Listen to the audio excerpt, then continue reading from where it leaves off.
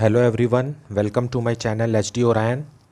हम पढ़ रहे हैं क्लास 12th के लिए अकाउंटेंसी टी एस गिरेवाल की टेक्स्ट बुक से chapter 7 death of a partner.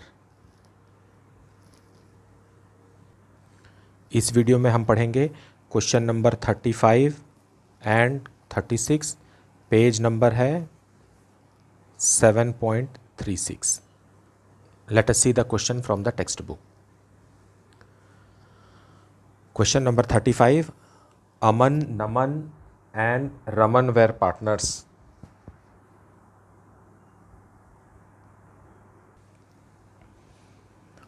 Aman, Naman and Raman were partners in a firm sharing profits and losses in the ratio of 2:1. On 31st March 2020, their balance sheet was as follows. अमन, नमन और Raman partner हैं और उनका balance sheet दिया हुआ है। Liabilities के तरफ है उनका capital, workman compensation reserve, general reserve, employees provident fund और क्रेडिटर्स। और एसेट्स के तरफ है fixed assets, stock, debtors, cash at bank and advertisement suspense. Okay, now Naman died. आगे क्वेश्चन में लिखा है नमन डाइड ऑन 30th जून 2020। इसका मतलब है कि वो इस फाइनेंशियल ईयर में अप्रैल, मई, जून 3 months after Naman died. According to partnership deed, his legal heirs were entitled to balance in his capital account. His share of goodwill will be calculated on the basis of thrice the average profit of last 4 years. His share of profits up to the date of death on the basis of average profits of last 2 years. Interest on capital at the rate of 12% per annum up to the date of his death. मतलब 3 महीने के लिए ही देना है interest on capital. The firms profit for the last 4 years ended 31st March were 2017 2,40,000, 2018 4 lakh, 2019 5,20,000 and 2020 4,40,000। Naman's executor was paid the sum due immediately. Prepare Naman's capital account to be presented to his legal heirs. Now इस question में जहाँ balance sheet दी हुई है, इस balance sheet में कुछ चीज़ें हैं जिसे हमें डिस्ट्रीब्यूट करना है ओल्ड रेशियो में। जैसे कि वर्कमैन कंपनसेशन रिजर्व, इसमें कोई क्लेम नहीं है, पूरा का पूरा 50,000 ओल्ड रेशियो में बांट देंगे। ओल्ड रेशियो है इनका क्या है, 2:1 है। एंड जनरल रिजर्व को भी बांट देंगे। एम्प्लॉयज़ प्रोविडेंट फंड कभी भी नहीं बांटा जाता क्योंकि ये एम्प्लॉयज़ का है। और एडवर्टीजमेंट सस्पेंस को भी राइट ऑफ करेंगे। So let us see the solution. So solution 35 सबसे पहले देंगे by balance brought down. Naman's capital account है in the books of the firm. Naman की मृत्यु 30th जून 2020 को हो गई, तो सबसे पहले उसका कैपिटल बैलेंस देंगे जो कि 7 लाख है। फिर इंटरेस्ट देंगे by interest on capital. So interest on capital कैसे निकलेगा? Interest on capital is equal to 7 lakh पर 12% देना है, बट ओनली फॉर 3 months, क्योंकि वो इस साल सिर्फ 3 ही महीने फर्म के साथ था। So it is interest on capital will come 21,000। So it is 21,000 here. फिर बैलेंस शीट में बाय वर्कमैन कंपनसेशन रिजर्व दिया हुआ है। वर्कमैन कंपनसेशन रिजर्व 50,000 है और उसका हिस्सा है 2/5, सो 20,000 मिलेगा। फिर जनरल रिजर्व भी है बैलेंस शीट में। जनरल रिजर्व है 2 लाख। 2 लाख का 2/5 होगा 80,000। फिर profit and loss suspense calculate करेंगे by profit and loss suspense. ये भी 3 months के लिए कैलकुलेट होगा, ये भी 3 months के लिए कैलकुलेट हो रहा है। So profit and loss suspense account कैसे निकालेंगे? Profit and loss suspense account is equal to last 2 years profit का average. So last 2 years profit कितना है? 5,20,000 प्लस 4,40,000 डिवाइडेड बाई 2, ये हो गया एवरेज। अब इस एवरेज में उसका हिस्सा कितना है? 2/5, उसमें भी 3 months का देना है। So it will come out to be 48,000।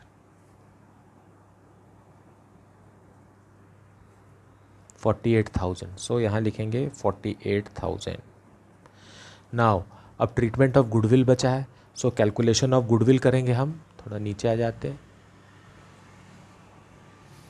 Firms goodwill.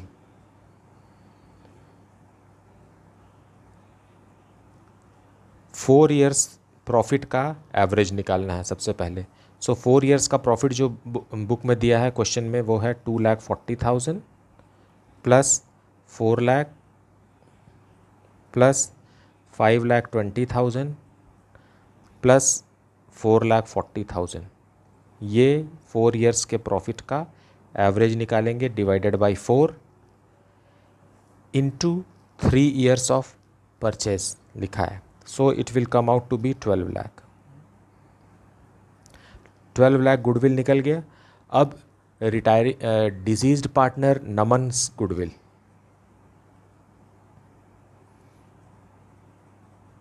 Naman's goodwill is equal to total goodwill of the firm multiplied by his portion 2/5। So it is coming to be 4,80,000। Now 4,80,000 को कंटिन्यूइंग पार्टनर गेनिंग रेशियो में देंगे। हमको पता है कि उनका ratio क्या है 2:2:1 है, और ये है नमन, तो न्यू रेशियो जो है वो 2:1 हो गया। ओल्ड रेशियो भी कंटिन्यूइंग पार्टनर का 2:1 था, न्यू रेशियो भी 2:1 है, तो यही हमारा न्यू रेशियो है और यही हमारा गेनिंग रेशियो है। नाउ 4,80,000 को अगर ये लोग शेयर करें, सो 4,80,000 को अगर गेनिंग रेशियो में काटते हैं 2:1 में, सो बाकी के जो दो पार्टनर हैं वो हैं अमन और Raman. So Aman will give 4,80,000 into 2/3 and Raman will give 4,80,000 into 1/3। सो इसको अगर कैलकुलेट करते हैं तो वी गेट 3,20,000 एंड 1,60,000। सो यही हम यहाँ कैपिटल अकाउंट में भी लिखेंगे, बाय अमन्स कैपिटल अकाउंट।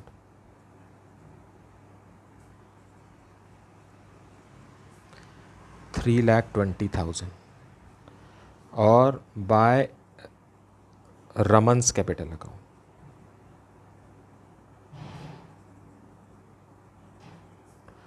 1,60,000। अब बैलेंस शीट में एसेट्स के तरफ एडवर्टीजमेंट सस्पेंस अकाउंट है जो कि एक डेफर्ड रेवेन्यू एक्सपेंसेस है। सो to advertisement suspense.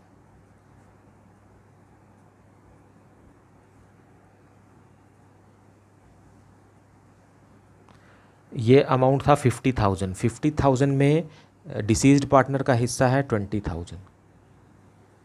Now that's all. Now अब हम ग्रैंड टोटल करेंगे। This side grand total is 13,49,000। इधर का भी 13,49,000 बनाने के लिए एक बैलेंसिंग फिगर यहाँ लिखना पड़ेगा और वो है 13,29,000, और यही है वो अमाउंट जो नमन के लीगल एयर को मिलेगा to Naman's executor's account. This is the balancing figure. Now अब क्वेश्चन में लिखा हुआ है कि Naman's executor was paid the sum due immediately. तुरंत ही हमने क्या कर दिया 13,29,000 दे दिया। So we will prepare Naman's executor account now, क्योंकि एग्जीक्यूटर को कैपिटल अकाउंट से पेमेंट नहीं हो सकता। एग्जीक्यूटर को पैसा देने के लिए एग्जीक्यूटर अकाउंट खोलना पड़ेगा, फिर वहाँ जा कर के उस अकाउंट से पेमेंट होगा। So Naman's executor account, and Naman died on 30th of June. So 30th June 20 by Naman's capital.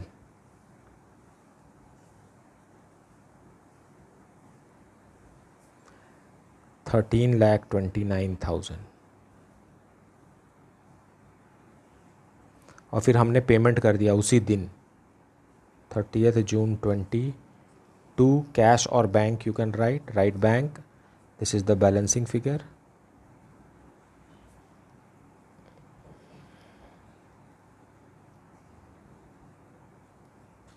ये हो गया। नाउ लेकिन क्वेश्चन में अगर हम बैलेंस शीट को देखें तो एसेट्स के तरफ कैश एट बैंक सिर्फ 7 लाख है, तो लेकिन यहाँ पेमेंट तो हो रहा है 13,29,000। सो यहाँ आप ये समझ लीजिए कि बैंक से लोन लेकर के या जो भी बंदोबस्त करके फर्म ने नमन के एग्जीक्यूटर को 13,29,000 दे दिया, क्योंकि इतना पैसा तो है ही नहीं बैलेंस शीट में देने के लिए। But the question is asking us to pay. यहाँ लिखा हुआ है कि Naman's executor was paid the sum due immediately. So हमने इमीडिएटली पे कर दिया। अब ये सोचने वाली बात है कि उन्होंने लोन लेकर ही दिया होगा। Now let us see the next question. Now question number 36, the balance sheet of X Y and Z as at 31 March 2020 was. Balance sheet दिया हुआ है, लाइबिलिटीज़ की तरफ है bills payable, employees provident fund, workman compensation reserve, general reserve, loans and capital.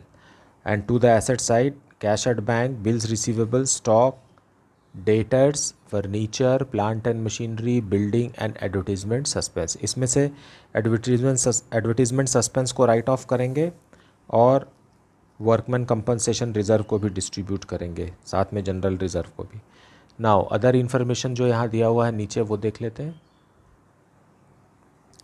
The profit sharing ratio was 3:2:1.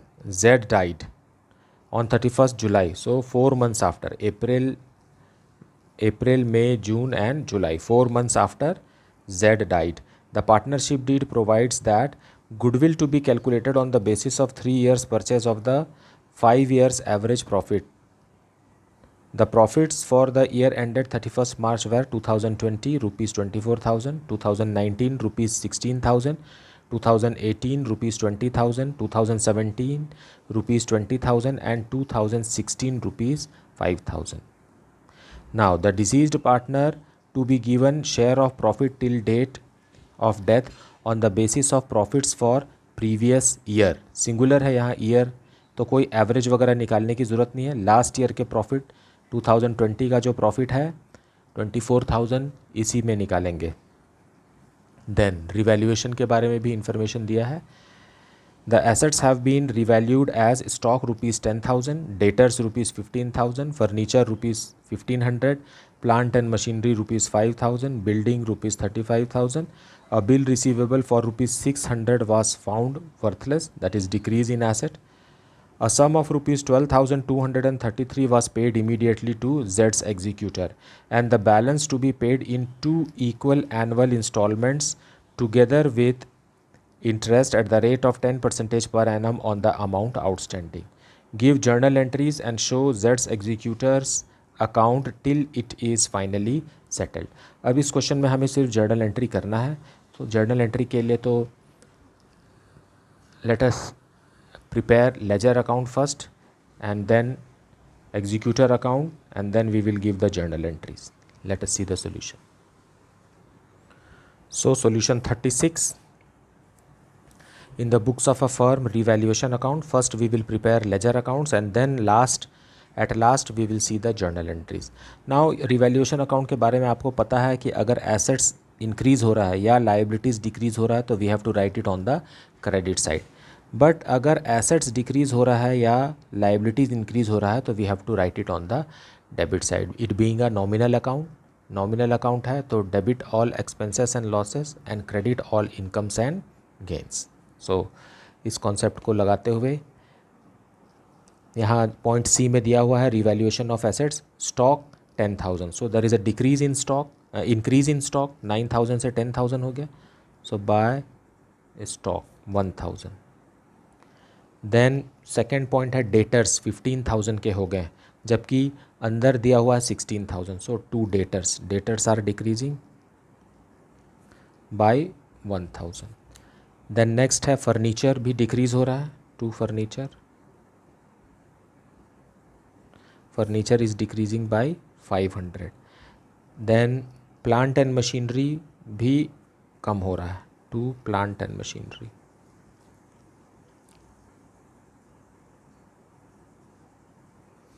$1,500 से कम हो जा रहा. Then next is building increase हो रहा, by building it is increasing by 5,000.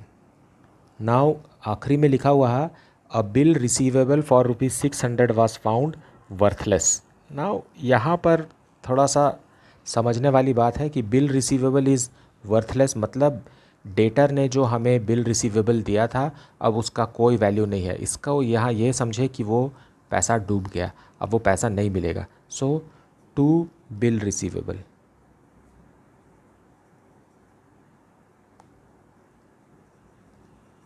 ₹600। इसका मतलब ये नहीं है कि बिल रिसीवेबल डिसऑनर हो गया। अगर डिसऑनर हो गया लिखा होता तो डेटर बढ़ता, तो यहाँ पर हमको डेटर को बढ़ाना भी पड़ता, तो ये नलीफाई हो जाता इसका इफ़ेक्ट। लेकिन क्वेश्चन में डिसऑनर वर्ड नहीं यूज़ हुआ है, वहाँ लिखा है वर्थलेस है। A bill receivable for ₹600 was found worthless, तो वर्थलेस है तो मतलब ये पैसा डूब गया, इसलिए डेटर को नहीं बढ़ाना है। नाउ अगर हम ग्रैंड टोटल देखें तो 6000 इधर, तो there is a profit, to profit on revaluation, और इनका प्रॉफिट शेयरिंग रेशियो है 3:2:1, और पार्टनर्स हैं एक्स, वाई और जेड। तीनों को अगर हम बैलेंसिंग फिगर देखें तो कितना निकल रहा है, 2400। So here it is 1200, 800 and 400। Now this is revaluation account. लेकिन आगे क्वेश्चन को सॉल्व करने के लिए हमें गुडविल कैलकुलेट करना है, तो let us calculate goodwill first and then we will prepare the deceased partner's capital account. Valuation of goodwill.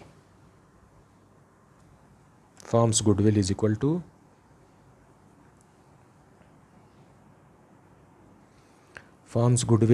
to average profit का 3, average profit multiplied by 3 years of purchase. So what is average profit? Average profit last 5 years का निकालना है हमको, तो 5 years का profit दिया हुआ है हमारे को।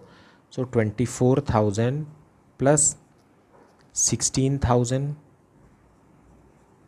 Plus 20,000 plus 10,000 and plus 5,000 divided by 5 will give us average profit multiplied by 3 years of purchase. इन सब को सॉल्व करने से आता है 45,000। Now who is the deceased partner? Z. So Z's goodwill is equal to 45,000, that is the goodwill of the firm, multiplied by Z का portion, that is equal to 1/6, 7,500। अब 7,500 को बाकी के पार्टनर्स X और Y गेनिंग रेशियो में देंगे, जो कि उनका क्या है, X और Y का gaining ratio 3:2 is their gaining ratio, क्योंकि इनका पहले रेशियो क्या था, 3:2:1। अब Z के चले जाने के बाद उनका रेशियो, नया कोई रेशियो यहाँ क्वेश्चन में दिया नहीं है, मतलब पुराना रेशियो ही रिपीट होगा। तो क्योंकि कोई चेंज नहीं है इनके रेशियो में, as a result the new ratio will be their gaining ratio. So X, how much will X contribute? 7,500 into 3/5 and Y 7,500 into 2/5, that is equal to 4,500 and 3,000। अब हमें profit and loss suspense account भी बनाना है। सो let us calculate profit and loss suspense account here.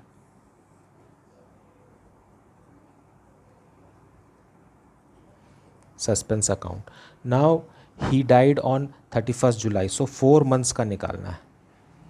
Profit कितने महीने का निकालना है? 4 months का, और लास्ट ईयर के प्रॉफिट पर बेस्ड रहेगा। सो 24,000 ही है लास्ट ईयर का प्रॉफिट 2020 का, उसमें 4 मंथ्स का निकालेंगे तो 4/12 हो गया, और फिर Z का पोर्शन कितना है? 1/6। So the answer is 1,333। Now let us see Z's capital account. Now deceased partner Z's capital account। सबसे पहले लिखेंगे by balance brought down, balance sheet में से credit balance 12,000। Then balance sheet में ही हमारे पास वर्कमैन कंपनसेशन फंड है, उसका 1/6 Z का है, सो 1,000। जनरल रिजर्व भी है, उसका भी 1/6 Z का है, so 1,000। Then by revaluation account, 400 rupees. Then by profit and loss suspense account 4 months के लिए हमने निकाला 1333. Just now we have calculated. Then treatment of goodwill, so by X capital account and by Y's capital account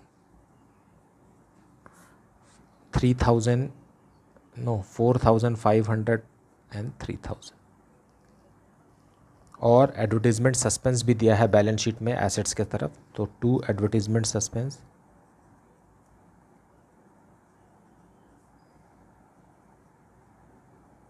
advertisement suspense 1/6, तो इतना 1000. And now the balancing figure. अब और कुछ है नहीं, तो दिस साइड का बैलेंसिंग फिगर है 23,233. So to Z's executor.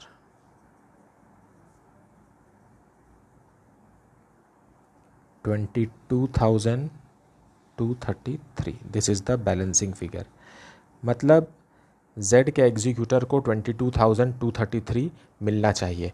लेकिन आगे क्वेश्चन में कहा है कि a sum of ₹12,233 was paid immediately and balance transferred to loan account. So payment जो होगा एग्जीक्यूटर को वो एग्जीक्यूटर अकाउंट में होगा, ना कि कैपिटल अकाउंट में. सो लेट अस प्रिपेयर जेड्स एग्जीक्यूटर अकाउंट. नाउ जेड्स एग्जीक्यूटर अकाउंट जेड के कैपिटल अकाउंट से ट्रांसफ़र होगा यहाँ से. So here we will write by जेड्स कैपिटल अकाउंट 22,233. और पेमेंट करना है तो इधर से करेंगे to bank. How much? 12,233 immediate payment हो गया उसी तारीख को. You can also draw a date column here to show. Now to balance close down जो है वो उसके लोन अकाउंट में ट्रांसफ़र करना है. Equal to balance to be paid in 2 equal annual instalments with interest.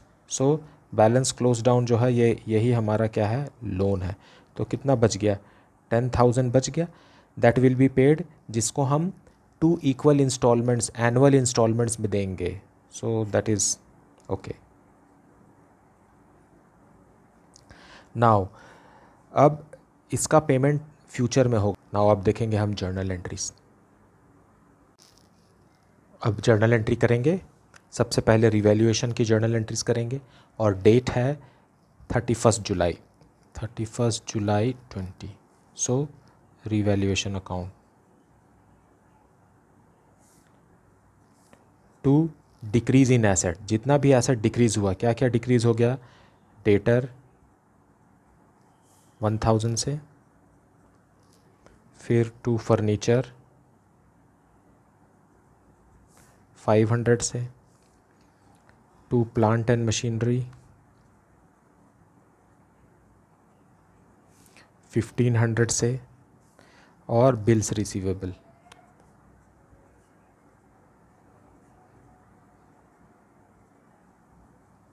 600 से. इन सब का ग्रैंड टोटल करेंगे तो 1,000, 2,000, 3,600 बीइंग डिक्रीज इन एसेट्स.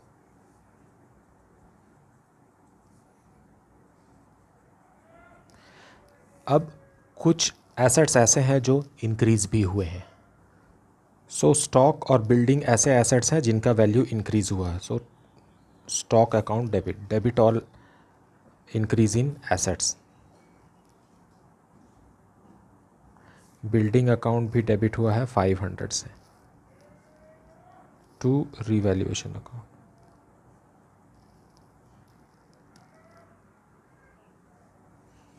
5,000 से being increase in assets.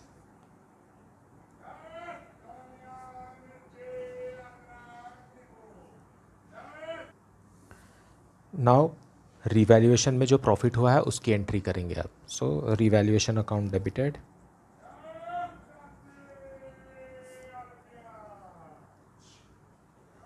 So revaluation account debit. यहाँ देखेंगे रिवैल्यूएशन अकाउंट डेबिट है 3600 से, फिर रिवैल्यूएशन अकाउंट क्रेडिट है 6000 से.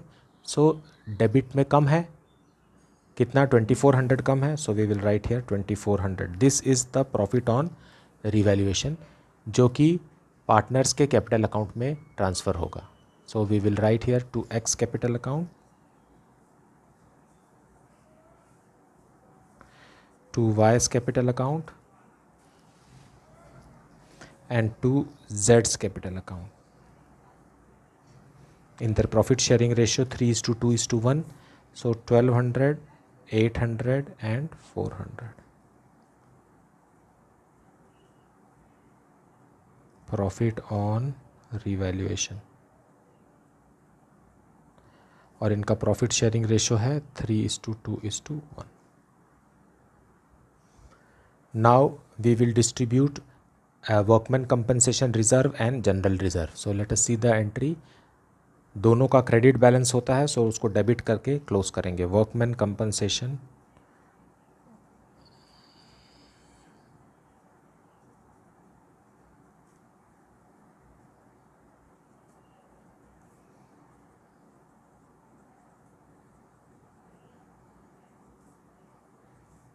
To X capital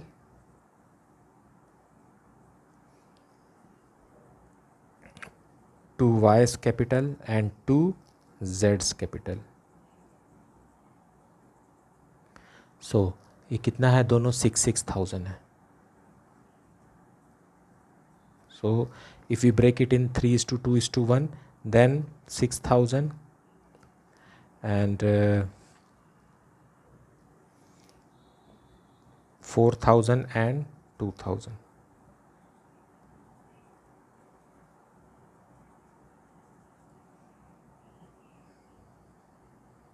being transferred. अब एसेट्स के तरफ एडवर्टीजमेंट सस्पेंस भी है. So X capital account debited, Y's capital account also debited, z's capital account also debited to advertisement suspense. Assets के साइड में लिखा हुआ है बैलेंस शीट में, मतलब वो डेबिट बैलेंस है और उसको हम क्रेडिट करके क्लोज कर दिए. 6,000 रुपीज़ था, 3:2:1 में आएगा तो 3,000, 2,000 एंड 1,000 बीइंग ट्रांसफर्ड इन 3:2:1. अब डिसीज्ड पार्टनर को उसका profit and loss suspense account 4 months का प्रॉफिट देंगे. So profit and loss suspense account debited to deceased partner z's capital account being 4 months profit to z. ये 4 मंथ्स का profit उसका कितना था, 1,333. Now we will make journal entry for treatment of goodwill. So treatment of goodwill में X capital account debited, Y's capital account also debited to deceased partner Z's capital account. इनका हो गया था 7,500. Z's goodwill उसका Z का 7,500 है, जो कि गेनिंग रेशियो में एक्स और वाई बेयर किए हैं. सो 4,500 एक्स ने और 3,000 वाई ने. Being goodwill to Z in gaining ratio that is equal to 3:2. अब जेड को उसका हिस्सा उसके एग्जीक्यूटर अकाउंट में ट्रांसफ़र करेंगे. So what will we write, जेड्स capital account debited, Z's capital account debited to Z's executor account.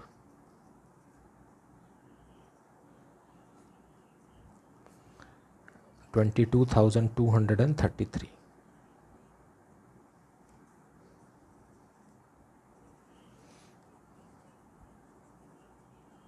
Being Z's capital account transferred to Z's executor.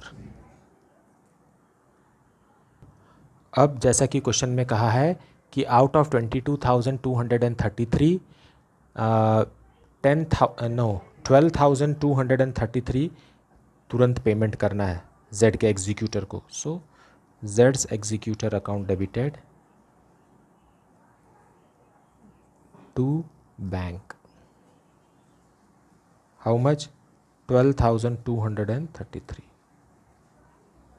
तो बाकी जो बच गया 10,000 रुपीज़ वो एग्जीक्यूटर के अकाउंट में बैलेंस बच गया 10,000. That is but understood being amount paid to जेड्स executor and the remaining money rupees 10,000 will be paid to Z in 2 yearly installments, means 5,000 each installment plus interest in future date. So we need not to. Okay. Z का executor account कैसे बनाना है ये हम question number 34 में भी देख चुके हैं कि कैसे बनाना है. अब यहाँ पर हमने Z के एग्जीक्यूटर अकाउंट्स को फर्स्ट पेमेंट कर दिया और बाकी का जो है वो एग्जीक्यूटर अकाउंट में बनाना है. I hope that you are understanding the concept very well. If you are having any doubt you can ask it in the comment section. Please like, subscribe and share the channel. Thank you so much for watching.